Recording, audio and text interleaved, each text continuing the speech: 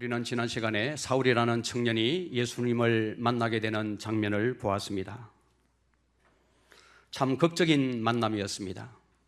홀연히 길을 가고 있는데 하늘에서 빛이 강하게 사울 주변을 둘러 비추게 됩니다.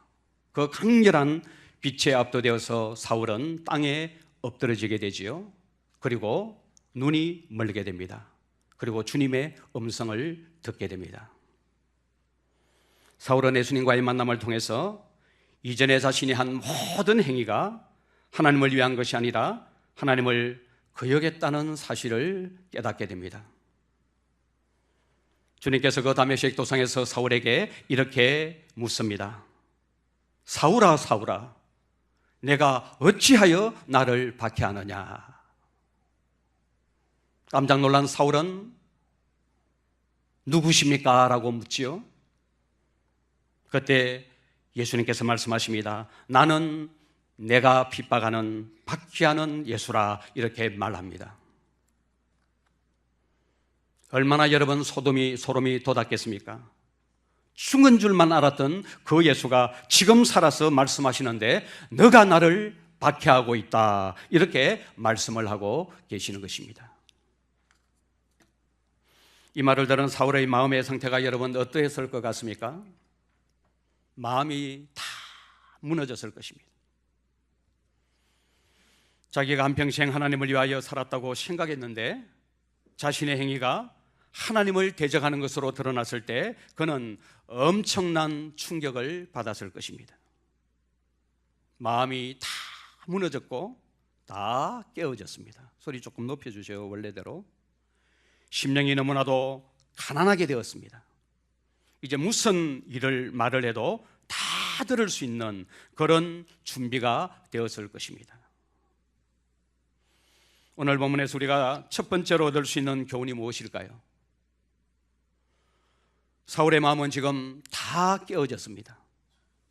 무슨 말을 해도 다 들을 수 있는 그런 마음의 상태가 되었습니다. 그런데 제가 주목하고 있는 것은 눈멀고 어찌할 바 몰라 하는 사울을 주님이 바로 치료하지 않더라는 것입니다. 6절 말씀을 보시면 됐습니다. 이렇게 기록을 하고 있습니다. 너는 일어나 시내로 들어가라.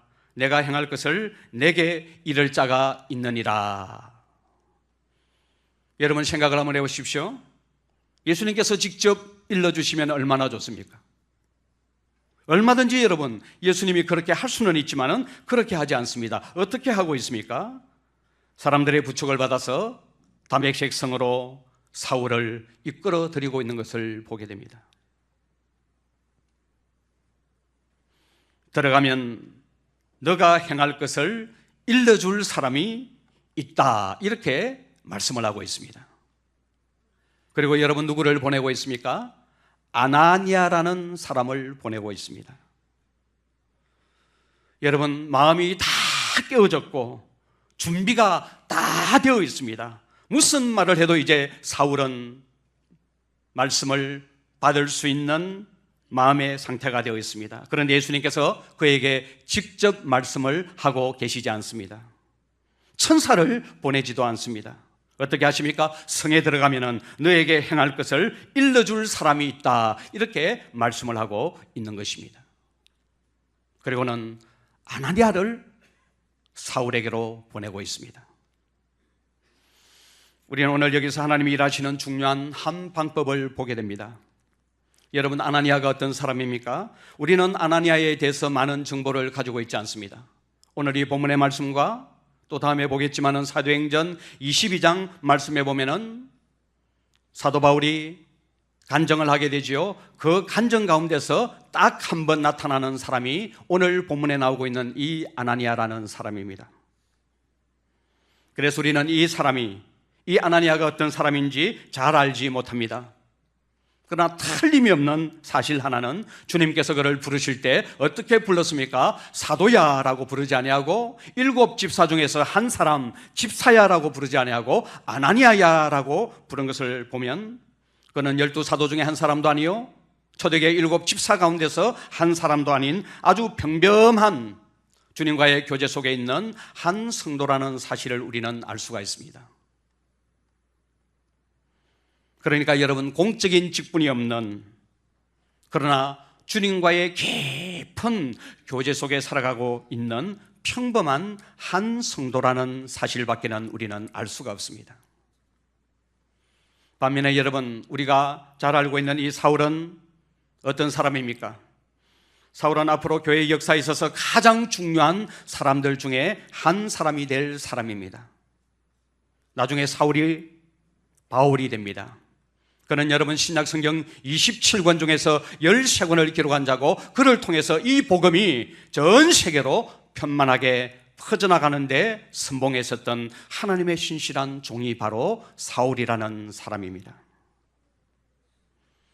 이런 사람을 하나님은 어떻게 여러분 다루고 계십니까?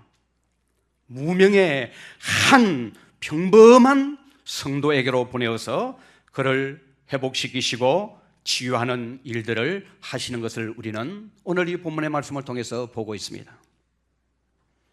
저는 이것이 사울 자신에게 1차적으로 중요한 교훈이 되었다고 생각을 합니다. 여러분, 왜 그렇습니까? 이 사건이 있기 전에 사울은 거의 완벽한 사람들 중에 한 사람이었습니다. 율법의 의로는 흠이 없는 자였고 경력과 이력이 너무나도 화려한 사람이었습니다.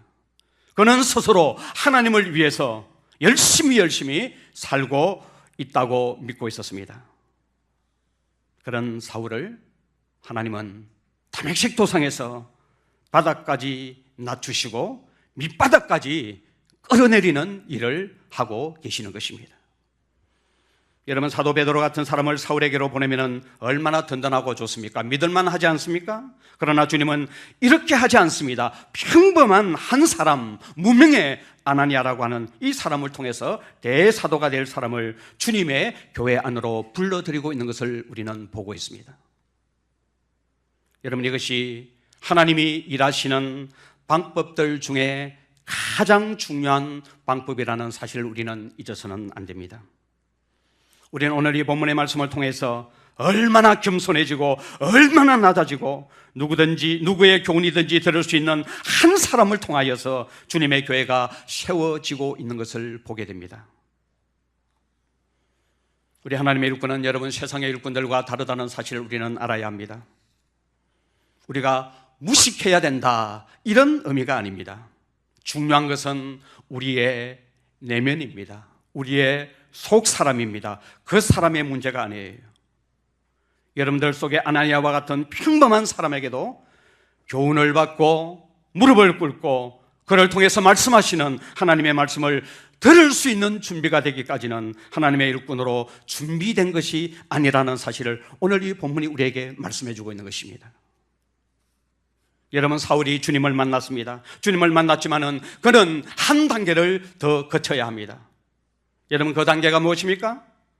별 볼 일 없어 보이는 아나니아와 같은 사람에게 고개를 숙이고 굴복하고 자신의 신화를 다 무너뜨려야 그 다음에 사울이 바울로 탄생된다는 사실을 오늘 본문은 우리에게 말씀하고 있습니다.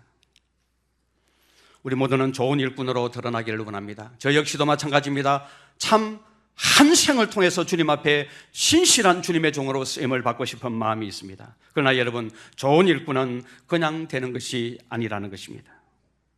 우리가 좋은 일꾼으로 드러나기 위해서는 우리의 교만과 아집과 자기 신화를 깨트려버리고 가장 연약하고 별 볼 일 없는 자에게도 교훈을 받고 머리를 숙일 줄 아는 마음의 준비가 되어 있어야만이 그 사람은 주님이 쓰시기에 편리한 주님의 몸된 교회의 좋은 일꾼이 될 수가 있다는 사실입니다.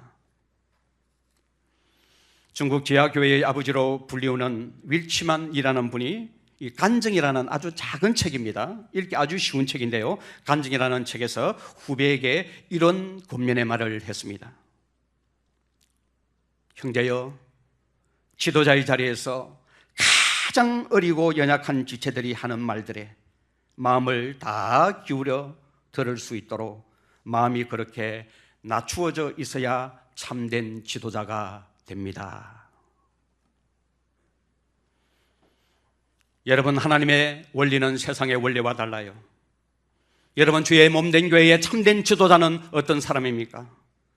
아나니아와 같은 무명의 사람, 아주 평범한 사람, 어떻게 보면 별 볼 일 없는 사람에게 마음과 자세를 낮추고 배우려고 또 그에게 들으려고 하는 자가 참된 일꾼이요 지도자가 될 수 있다고 말씀하고 있습니다.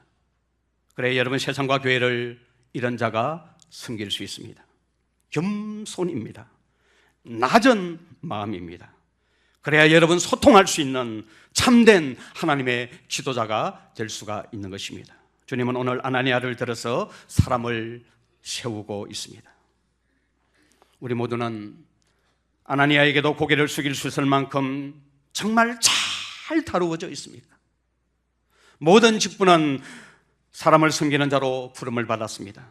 바울과 같은 대사도도 아나니아와 같은 자들을 거쳐서 탄생했다는 사실을 우리는 잊어서는 안 될 것입니다. 낮아짐입니다.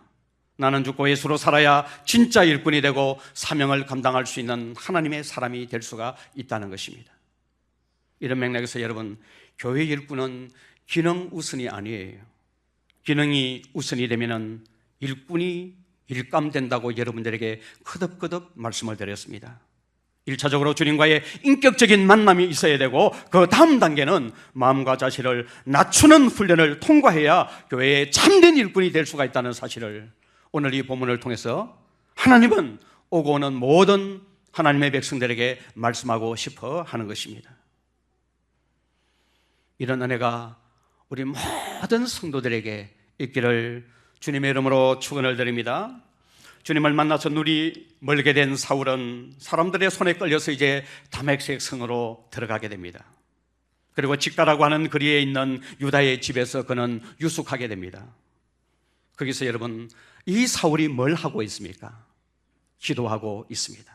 3일 동안 눈이 먼 상태에서 식음을 전폐하고 오로지 한 것이 무엇인가 하면은 하나님 앞에 기도하고 있다는 것입니다. 오늘 11절 말씀을 보시면은 이렇게 기록을 하고 있습니다. 주께서 이르시되 일어나 직가라고 하는 거리로 가서 유다의 집에서 다소 사람 사울이라는 사람을 찾아라. 그가 기도하는 중이니라.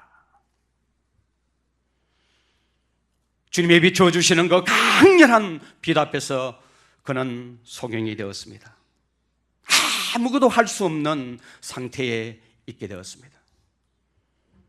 사람의 도움을 받지 않고는 갈 수가 없는 그런 상태에 있었습니다. 이런 상태에서 그가 하고 있는 일이 무엇입니까? 여러분, 기도하는 일입니다. 오늘 본문에 있는 그대로입니다. 유다의 집에 들어가서 그가 한 것은 기도하는 일이었습니다. 여러분, 우리가 잘 아는 대로 바울은 지금까지 유대인으로서 유대교회의 전통을 따라서 하루에 3번씩 기도하고 일주일에 2번씩 금식하였을 것이 분명합니다. 그러나 지금 바울이 드리고 있는 이 기도는 완전히 다른 기도라는 것을 우리는 알아야 합니다. 이전에 사울의 기도는 여러분 어떤 기도였습니까? 자기의 의와 공로를 쌓는 도구로서의 기도였습니다. 남에게 보이려고 하는 기도였고 자신이 다른 사람들보다 하나님을 더 잘 믿고 있다는 외적인 표현으로서 그런 기도였습니다. 어떤 의미에서는 형식적인 기도였죠. 이제는 더 이상 그런 기도가 아닌 것입니다. 십자가의 원수로 살았던 죄인이었는데 그리스도의 은혜 안에서 하나님께 받아들여졌습니다. 더 이상 공로를 세우는 기도를 하나님 앞에 드릴 필요가 없는 것입니다. 그가 3일 동안 여러분 식음을 전폐하고 무엇을 기도했을까요? 오늘 성경에 나타나지 않지만은 저는 묵상하고 추론을 해보았습니다. 과연 이 사울이 3일 동안 식음을 전폐하고 오로지 기도에 힘쓰고 있었는데 무슨 기도를 했을까? 그가 기도했던 본질적인 내용은 지난날의 삶을 여러분 되돌아보지 않았겠습니까? 하나님 앞에 철저하게 회개하는 시간을 그는 가졌을 것입니다. 또 자신을 깨뜨려 놓으신 그 하나님 앞에서 앞으로 내가 어떻게 살아야 되는지, 내가 무엇을 해야 되는지를 묻는 그런 기도를 분명히 사울은 하나님 앞에 드렸다고 저는 생각을 합니다. 우리는 이 두 기도의 차이를 알아야 합니다. 여러분, 우리가 기도한다고 해서 다 기도가 되는 것은 아닙니다. 입에 있는 기도가 있는가 하면 총에 맞아서 신음하면서 드리는 기도가 있다는 것입니다.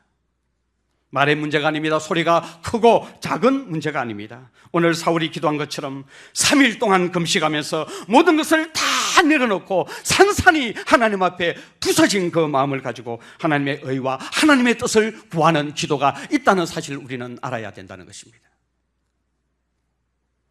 예수 그리스도가 나의 생명의 주인이시라면 주여, 나는 이제부터 어떻게 살아야 합니까? 나는 이제부터 무엇을 하면서 살아야 합니까?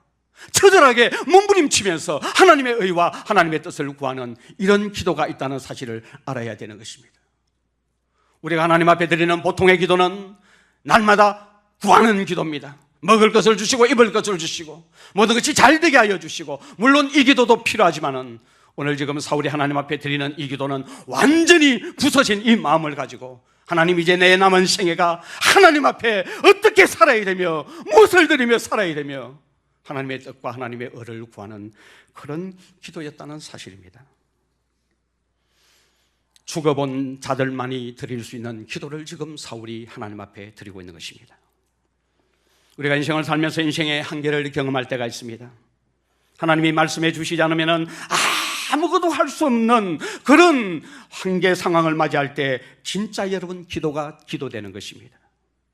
이거 주세요 저거 주세요 하는 기도가 아니에요. 인생의 한계를 경험하면서 이루지도 못하고 저러지도 못하는 상황에 직면하면서 내가 앞으로 어떻게 사는 것이 하나님의 뜻입니까? 내가 어떻게 사는 것이 사람답게 사는 것입니까? 내가 하나님 어떻게 사는 것이 하나님의 의와 하나님의 뜻을 구하는 삶입니까?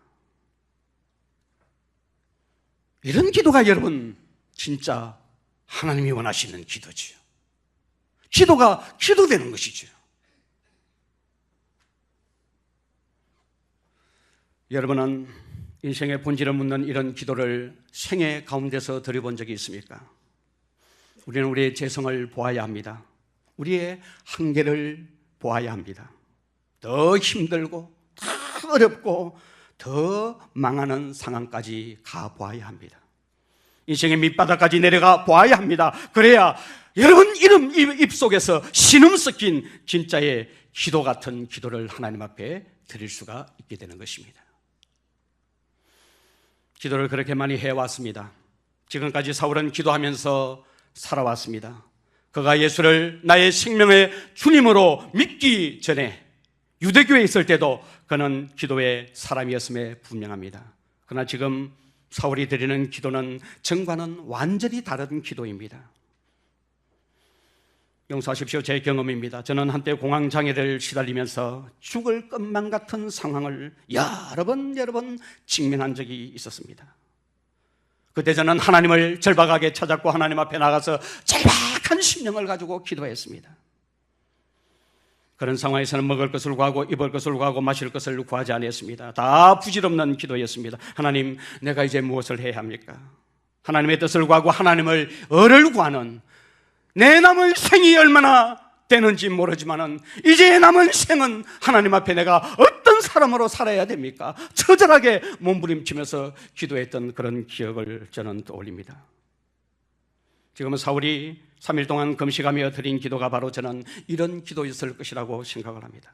요나가 큰 물고기 배 속에 들어가서 드린 기도도 바로 이런 기도죠. 자신의 죄된 삶을 철저하게 회개하고 하나님의 뜻에 모든 것을 맞추고 내 남은 생에 하나님 앞에 헌신하면서 이제는 살겠습니다라고 다짐하며 결단하며 헌신하는 기도를, 그 절박한 흑암으로 쌓여져 있는 큰 물고기 배 속에서 드린 기도가 바로 요나의 기도였습니다. 그 요나의 기도를 지금 누가 드리고 있습니까? 사울이 하나님 앞에 드리고 있는 것입니다. 저와 여러분들이 이런 기도를 해야 여러분 진짜 일꾼이 됩니다. 저와 여러분들이 이런 기도를 해야 진짜 하나님의 사람이 됩니다. 이런 기도가 없다면 아직 우리는 갈 길이 먼 사람이라는 사실입니다. 하나님은 이렇게 기도하고 있는 사울에게 아나니아를 보내고 싶어 합니다. 그러나 아나니아는 여러분 어떻게 하고 있습니까? 망설이고 있습니다. 주저하고 있습니다. 오늘 13절과 14절 말씀을 보시면 이렇게 기록합니다. 아나니아가 대답하되 주여, 이 사람에 대하여 내가 여러 사람에게 듣사온즉 그가 예루살렘에서 주의 성도에게 적지 않은 해를 끼쳤다 하더니 여기서도 주의 이름을 부르는 모든 사람을 결박할 권한을 대제사장에게서 받았나이다 하거늘. 아나니아는 주님의 이런 명령을 다 받아들일 수가 없었습니다. 주님께서는 가라 이렇게 말씀하시는데 대상이 누구입니까? 사울입니다. 사울을 떠올려보니까 자신이 없는 것입니다. 이 사울은 주님의 은혜와는 거리가 너무나도 먼 사람같이 보였기 때문에 그렇습니다. 성도들에게 적지 않는 해를 끼친 자이고 오늘 이 사람이 여기에 온 것도 대제사장에게서 공문을 받아가지고 성도들을 잡아서 죽이러 온 사람입니다. 이렇게 마음을 잡지 못하고 있는 아나니아에게 주님은 어떻게 하십니까? 주님은 끝까지 인내심을 가지고 그의 항변을 들어주고 있습니다. 너는 그냥 내가 말하는 대로 가라. 왜 그리 말이 많냐? 이렇게 말씀하지 아니하시고요. 끝까지 인내하면서 들어주십니다. 아나니아의 말을 다 듣고 난 후에 아나니아를 격려하고 위로하시면서 확신 가운데 이 일을 하도록 돕고 있는 것을 보게 됩니다. 어떻게 하고 있습니까? 주님은 아나니아에게 주님의 계획을 다 보여주십니다. 15절 16절 말씀입니다. 이렇게 기록합니다. 주께서 이르시되 가라. 이 사람은 내 이름을 이방인과 임금들과 이스라엘 자손들에게 전하기 위하여 택한 나의 그릇이라. 그가 내 이름을 위하여 얼마나 고난을 받아야 할 것을 내가 그에게 보이리라 하시니. 저 사람에게도 주님, 이 은혜가 정말 가능합니까? 저 사람도 정말 주님이 불러서시는 일꾼이 될 수 있습니까? 이렇게 묻고 있는 아나니아에게 주님이 뭐라고 말씀하십니까? 딱 한마디로 택한 나의 그릇이다. 이렇게 말씀을 하고 있습니다. 여러분, 지금 아나니아는 뭘 하고 있습니까? 뭘 보고 있습니까? 사울이 했던 수많은 과거의 악한 행실을 보고 있습니다. 사울의 과거를 보고 있습니다. 그리고 그가 다메섹에 와서 그가 하기로 되어 있었던 일들을 바라보면서 주님, 저 사람이 정말 은혜에 합당한 자입니까? 이렇게 묻고 있는 것입니다. 주님 뭐라고 말씀하십니까? 그는 택한 나의 그릇이다. 그렇게 말씀을 하십니다. 오, 사랑하는 성도 여러분, 오늘 이 본문 속에서 하나님의 백성들을 향하여 주님이 일하시는 한 방법을 보시기를 바랍니다. 주님은 사람의 과거를 보지 않습니다. 과거의 잘못이나 실수나 연약함을 보지 않습니다. 주님은 사람의 미래를 보십니다. 미래를 보시면서 사람을 택하고 있는 것입니다. 우리 주님은 사람들이 지금까지 해왔던 과거의 일들이나 조건이나 자격을 보지 않습니다. 지금까지의 삶이 어떠했든지 아무런 상관이 없습니다. 선택해서 전혀 다른 사람으로 빚어가시고 만들어가시고 사용하시는 것이 하나님이 일하시는 방법들 가운데서 가장 중요한 방법입니다. 주님이 사용하시는 일꾼의 가장 중요한 방법은 사람을 선택해서 사용하시는 것입니다. 주님의 일꾼이 되는 자격이 무엇입니까, 여러분? 주님의 선택하심, 이것 하나밖에 없다는 사실을 우리는 알아야 합니다.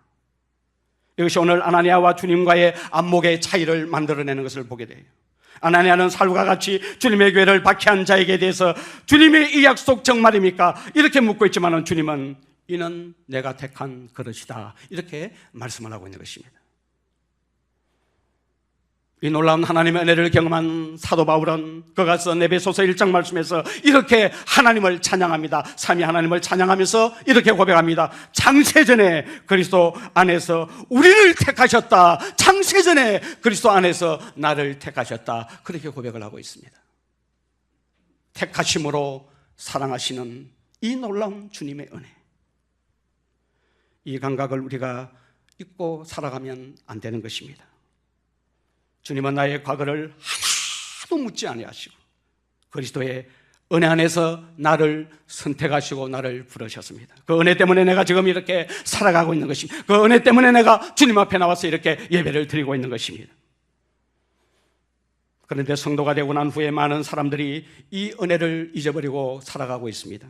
마치 우리의 공로와 자격으로 하나님의 백성이 된 것처럼 다른 사람을 판단하고 정죄하는 일에 익숙한 우리 자신의 모습을 보게 됩니다. 여러분, 은혜가 무엇입니까? 사울의 과거에 대해서 하나도 하나님은 집착하지 아니하시고 택한 나의 그릇으로 사용하는 것이 하나님의 은혜입니다. 사랑하는 여러분, 복음이 무엇입니까? 은혜가 무엇입니까? 저와 여러분들은 정말 복음과 은혜에 합당한 삶을 살아가고 있습니까? 저는 솔직히 고백합니다. 부끄러운 고백이지만 뭔가 내 편, 네 편을 따집니다. 큰 벽은 아니지만은 마음의 벽들을 쌓아놓고 있습니다. 차별하고 구별했습니다. 그런데 오늘 말씀이 우리에게 보여주는 복음과 은혜의 진수는 무엇입니까? 제한받는 것이 없는 것이 복음이요 은혜라고 말씀하고 있습니다. 어떤 것도 제한받는 것이 없는 것이 바로 복음이요 은혜다는 사실을 오늘 성경이 우리에게 말씀하고 있습니다. 그런데 우리는 진실로 그렇게 살아가지 못하고 있는 것입니다. 미국에서 목회를 참 잘하시다가 은퇴하신 목사님 한 분이 계십니다. 이 목사님이 교인 한 사람으로부터 참 마음 아픈 편지 한 통을 받은 적이 있습니다. 그 편지에는 이런 내용이 기록되어 있었습니다. 목사 당신은 바리새인이요 한 입으로 두 말을 하기 때문에 입에서 악취가 나오. 이렇게 써 있었습니다. 예수 믿는 사람에게 가장 가혹한 말이 있다면 아마 바리새인이요라는 이 말일 것입니다.